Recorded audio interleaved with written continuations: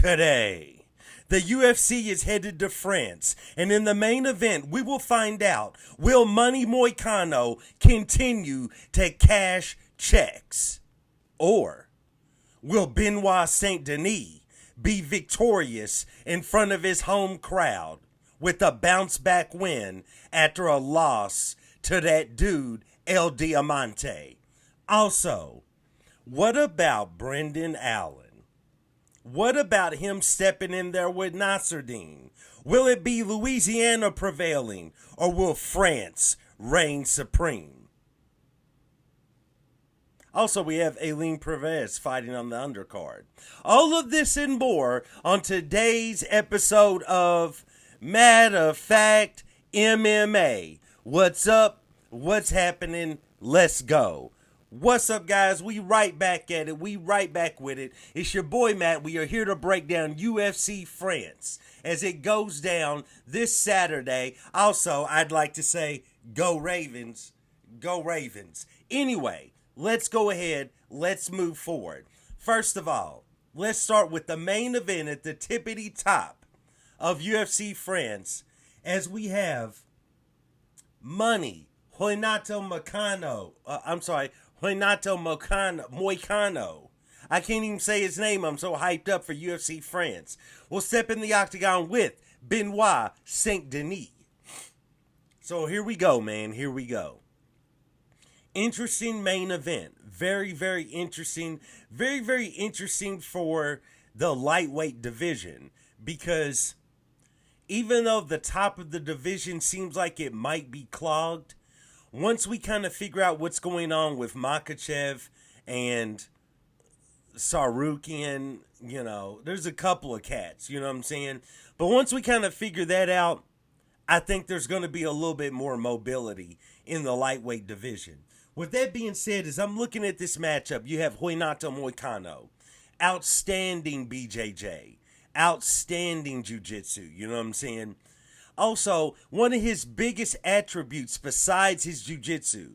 I mean, the man can crack, he can catch you with some shots. He doesn't have the most precise stand-up or the most technical, but he can still do his thing. One of his biggest attributes to me, honestly, is his heart and his dog toughness. You know what I'm saying? He's a really hard person to get out of the octagon as my allergies start to act up. Nevertheless, Benoit Saint Denis, I really think is going to be a force at 155 pounds. Now, I know he's coming off a loss, but you have to look at the facts.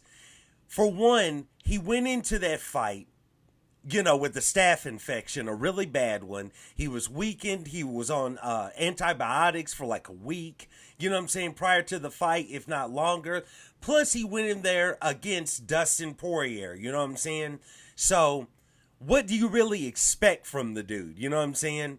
So, even though it was a definite loss, still, that first round, he put it on Dustin until I believe, the staph infection got the better of him. He started to gas out. He fatigued. There was no more energy. And that was kind of all she wrote.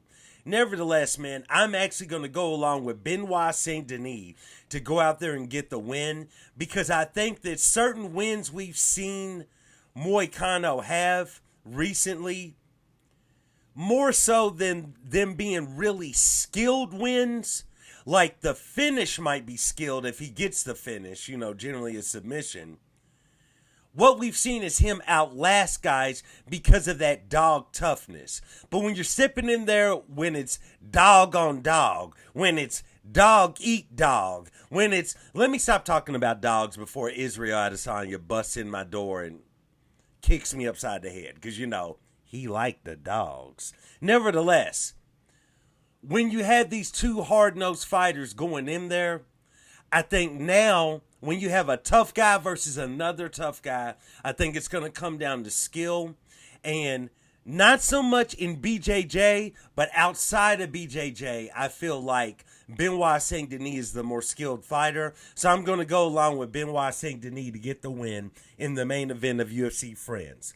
Now let's move on. In the co-main event, we have Nasruddin Imavov stepping in there with Brendan Allen. For this fight, man, this one is another hard one to call. I mean, this one to me is razor close because, I mean, Imov, we've definitely seen his ability on the feet. He's definitely a good grappler. He's a good defensive grappler.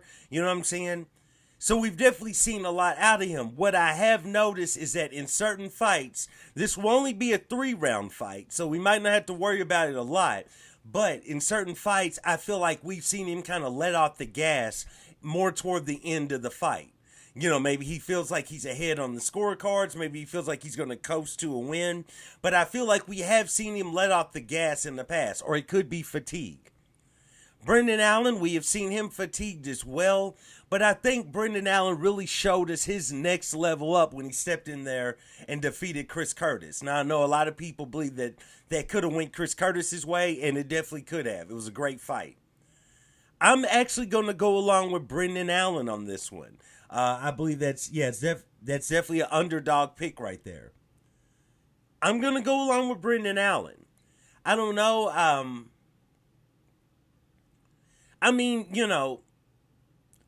This one is just a hard one to call, to be honest with you. Because Nasruddin is definitely extremely skillful. And, I mean, when he goes out there and starts striking, his first round striking is so crisp and so powerful. If you can withstand that, you that dude. Because this dude, he's going there to kick your head off. You know what I'm saying? Nasruddin, his first round starts out like you've been stealing his lunch money for the whole school year, right? Like his whole junior year, you was stealing his lunch money and he was hitting the weight room all summer long, you know what I'm saying? He was running the trails, you know what I'm saying? This homie, he wasn't at Planet Fitness. He was in like the Iron Addicts weight room, you know what I'm talking about? This man was hitting it hard and he comes out there senior year and it was like, who want it now? Who want it now? You know what I'm saying? This dude, he goes out there, he strikes crisp. He hits hard in that first round. But after that first round, I feel like he somewhat trails off. So I'm actually going to go along with Brendan Allen here. That might be an unpopular pick, but that's who I'm going with. Next, we have William Gomez stepping in there against Joanderson Brito. This is also going to be another banger of a fight. Brito is definitely showing he's that dude. The man can take punishment. The man knocks people out. The man doesn't react well to people making fun of him in the cage. He gets angry and he goes out there and he knocks your block off. And then he hits to the bar. You know what I'm talking about? So, as my allergies mess up again. Nevertheless, I'm going to go along with another underdog pick. I'm going to go along with William Gomez in this one. I'm going to go along with him. I believe that he has enough grappling to maybe neutralize.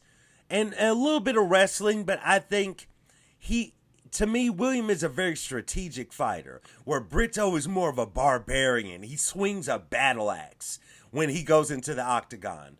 Whereas William, he has more of a precise fencing type sword, fencing type style. And I believe he might be able to out-technical Joe Anderson. This is a hard one to say because I see it right now in my head. Joe Anderson just straight up knocking him out. Just probably first round. But I'm going to fight that urge to pick him. I'm going to go along with William Gomez to go out there and get the win. Next, we have Kevin Gisette stepping in there with Brian Battle. I'm actually going along with Brian Battle on this one. Brian Battle, he swings Thor's hammer, meaning he knocks people in the next week, maybe into the next month, maybe into the next year, you know what I'm saying? Maybe into the next lifetime. But Brian Battle, if you want to throw hands with him, that dude to throw hands. But also, he's looked a little bit better as far as his grappling and as far as his wrestling. He always had a pretty good takedown. He always was fairly good on the ground, but he's definitely improved in that. So I'm going to go along with Brian Battle to go out there and get the win. Next, we have Morgan Cherie stepping in there against Gabriel Miranda. I got Cherie all day, especially in France. That dude, you know what I'm saying, the French pirate, that dude is a man. So I'm going along with him. Next, we have Faraz Zaim stepping in there with Matt Frivola. I'm going to go along with Zaim to go out there and get the win there. Next, we have Ion Kutulabe stepping in there against Ivan Arslan. Man, I'm going to go along with Kutulaba, man. It's hard to pick against him. I don't know a ton about his opponent. Looks like he's from Croatia. At the same time, though, man, I'm just going to go along with the safe pick. I'm going to go along with Ion Kutulabe there because I don't know much about his opponent. And, I mean, Kutulabe is always game. So, I'm going to go along with him to get the win, but it wouldn't shock me if Ivan did. I just haven't really had enough time to do my homework on Ivan. So I'm going to go along with Kutulabe to get the win. Next, we have Umar Sai stepping in there with Dongwoo Jung. Man, I'm going to go along with Sai to go out there and get the win.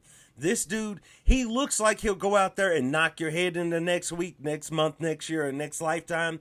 But the reality is he's a very technical grappler, very technical wrestler. You know, he's really good on the ground is what I'm saying. I'm going to go along with Umar Sai to go out there and get the win. Next, we have Ludovic Klein stepping in there with Roosevelt Roberts. No disrespect to Roosevelt Roberts, but I've made a career on DraftKings. DraftKings, holla at me. Holla at me. You can still get in on the ground floor. I need a sponsorship. Holla at me. Man, I've made a career on DraftKings about fading Roosevelt Roberts. So I'm fading Roosevelt Roberts. I got Klein for the win. Next, we have Taylor Lapalus stepping in there with Vince Morales. Man, in France, you always got to go along with Taylor Lapalus. You know what I'm saying? So I'm going along with him. Next, we have Daria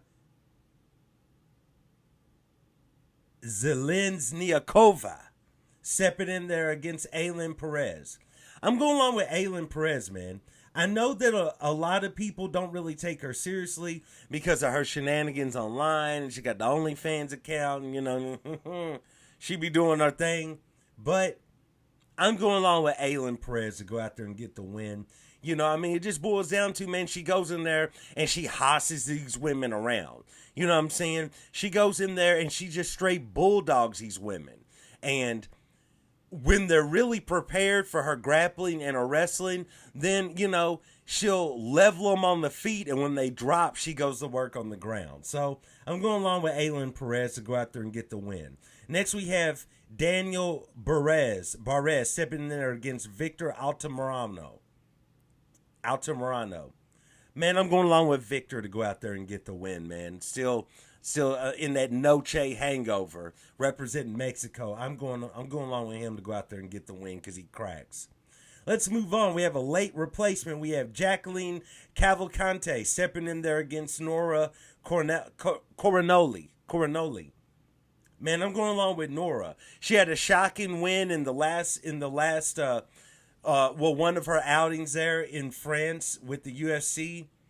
You know, short notice fight. She was training to go in there against Jermaine Durandamy.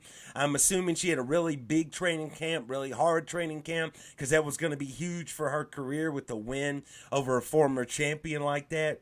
I'm going along with Nora. You know, plus this is short notice for Jacqueline, so I'm going along with Nora. Now, I know Jacqueline is on like a 2-3 fight winning streak, but I'm still going along with Nora. Finally, we have